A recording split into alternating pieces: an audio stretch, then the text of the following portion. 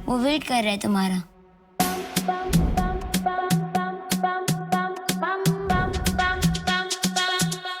ये हमें बचाएगा। तो hey guys, welcome back to my YouTube channel.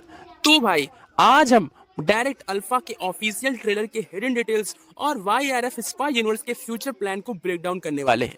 सबसे पहले और सबसे बड़ी डिटेल जो ट्रेलर में हमें दिखाई गई है, कबीर की आंखें। ध्यान देने वाली बात यह है कि YRF ने ऋतिक रोशन को ऑफिशियली रिवील नहीं किया, सिर्फ उनकी आंखों को दिखाया है।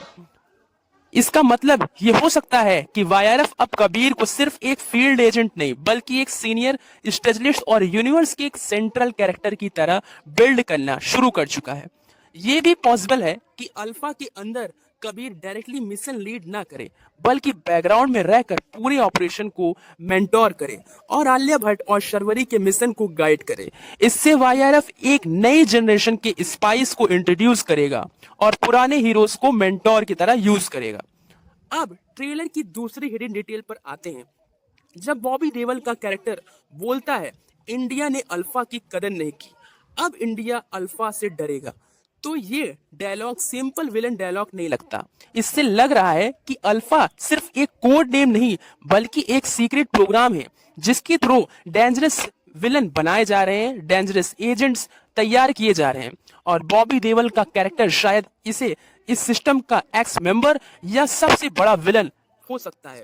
वैसे हमें स्पाई यूनिवर्स में चीजें थोड़ा उल्टी देखने को हमेशा मिलती हैं। जैसे पिछले मूवीज में वॉर हमने देखी थी, तो वहां पर जो सौरव का कैरेक्टर था वो भी बिल्कुल उल्टा था। आखिर इसमें टाइगर श्रॉफ विलन निकला था। अब अगर आलिया भट्ट के कैरेक्टर की बारे में बात करें तो ट्रेलर में रामायण रेफरेंस दिए गए हैं। जानकी, सीता और लंका जलाने जैसे डायलॉग ये इंडिकेट करते हैं कि इस बार स्टोरी इमोशनल और रिवेंज ड्राइवन हो सकती है। YRF शायद पहली बार फीमेल लीड स्पाई फिल्म को डार्क टोन में देने की कोशिश कर रहा है। आलिया और शर्वरी दोनों को एक्सट्रीम लेवल की ट्रेनिंग और डेंजरस मिशन के लिए प्रिपेयर किया जा रहा है। अब सबसे इंटरेस्टिंग पार्ट आता है YRF का मास्टर प्लान।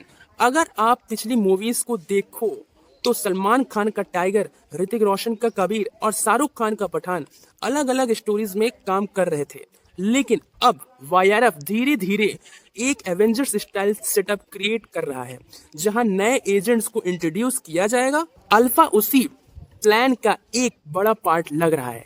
YRF फ्यूचर में सिर्फ 3 हीरोज पर डिपेंड नहीं रहना चाहता है, इसलिए आलिया भट्ट और शर्वरी को एक न्यू फेस दे रहा है यूनिवर्स में परमानेंट जगह। अब सवाल ये है कि कबीर को आगे कैसे यूज किया जाएगा।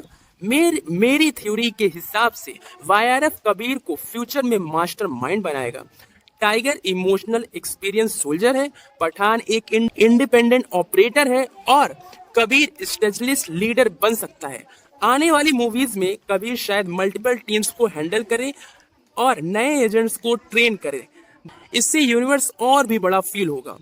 और आगे यूनिवर्स में क्या हो सकता है, YRF की एंड गेम शायद एक मासिव क्रॉसओवर हो सकता है जहां Tiger, Pathaan, Kabir, Alpha team और फ्यूचर एजेंट्स एक ही एनिमी के अगेंस्ट लड़ेंगे।